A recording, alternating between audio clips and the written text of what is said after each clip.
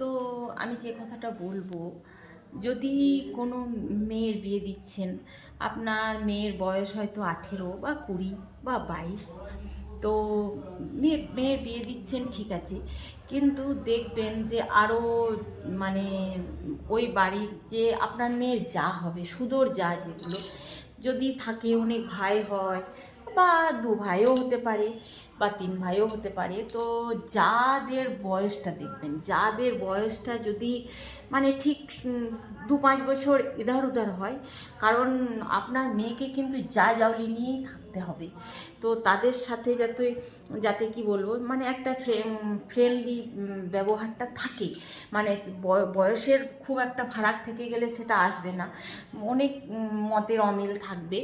আর যদি ঠাকুমার বয়সী, ওই আপনার মেয়ের মায়ের বয়সী যদি যা থাকে, তো তাদের যে অভিজ্ঞতা, আর আপনার মেয়ের যদি কম বয়স থাকে, 18 বছর থাকে, তো তাদের অভিজ্ঞতার সাথে কিন্তু আপনার মেয়ে পেরে উঠবে না। আর যদি একা ঘর থেকে উঠে আসে, তাহলে তো কথাই নেই, এসে ভাগি করে পড়ে গেল, তাহলে কথাই নেই। কারণ 18 বছর বয়স, আমরা যেটা পড়েছি একটা কবিতা, হয়তো সেই বয়স্ক যা জাউলিরা জানবে না। 18 বছর বয়সটা কি? 18 বছর বয়সটা হচ্ছে তখন রক্ত একদম গরম থাকে, টকবক করে রক্ত, আর সাংসারিক অভিজ্ঞতা কিন্তু আপনার মেয়ের থাকবে না সেই সময়।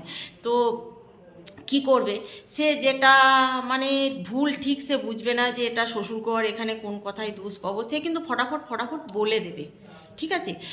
এবার কি হবে, সেও কিন্তু না বুঝে বলছে, কিন্তু সম্পর্কে যখন জানা, তখন তারা কিন্তু দোষ ধরতে থাকবে, আপনার মেয়ের দোষ ধরতে থাকবে, আপনার মেয়ের গুণ তো লোপ পাবেই, এবং মানে দোষে দোষে পরিপূর্ণ হয়ে যাবে। এবার কি হবে, যে আরেকটা ব্যাপার হচ্ছে যে আপনার মেয়ের কিন্তু সেই রকম কোনো নেশা থাকবে না। নেশা বলতে কীরকম, যেমন ধরুন একটা, যেমন এই বয়সে, এখন আমার বয়স 40+, তো এখন আমার একটা নেশা হয়েছে কি, এখন আমার হজম হচ্ছে না। তো হজম হচ্ছে না, দুপুরে ভাত খাওয়ার পরে একটু আমি জোয়ান নিই, হ্যাঁ, আজওয়ান, যেটাকে আজওয়ান বলে, অনেকে জোয়ান বলে।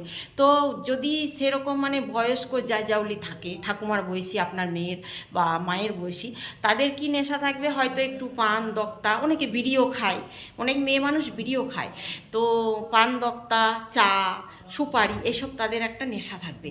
তাহলে কি হবে, তারা যখন পানের আসরে বসবে, তারপর ধরুন চায়ের আসরে বসবে, বা পান সাজাচ্ছে সবাই মিলে বসবে, তো তাদের একটা বৈঠক হবে, এবারে যদি আপনি এতটুকু দোষ করেছেন, তো সেটা কিন্তু বিরাট আকার ধারণ করবে, মানে তাদের ওই বচসা মজলা, আর আপনার মেয়ে সেসব নেশাও থাকবে না সেই টাইমে, আর আপনার মেয়ে সেই হিসাবে তাদের সাথে অতটা বসবেও না, তাহলে আপনার মেয়ে দোষ মানে নিতেই থাকবে।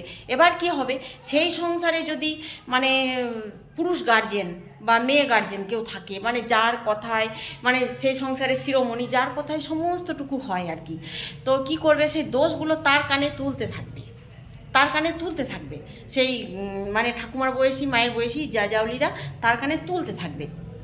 এবার কি হবে, হয়তো এককালে আপনি যার ওয়াইফ হয়ে গেছেন বা আপনার হাজবেন্ড, তো মানে যে ফ্যামিলির শিরোমণি, সে ছেলেই হোক মেয়েই হোক, সে হয়তো তার চোখের মণি ছিল, তো ওই দোষ তুলতে তুলতে মানে কখন মানে চোখের বালি বানিয়ে দেবে।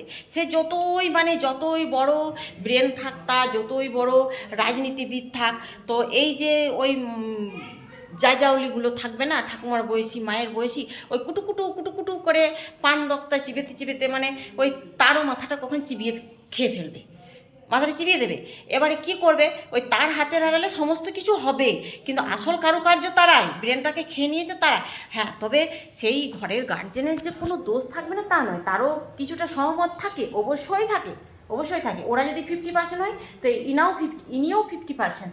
তো এইভাবে মাথাটা খেয়ে নেবে।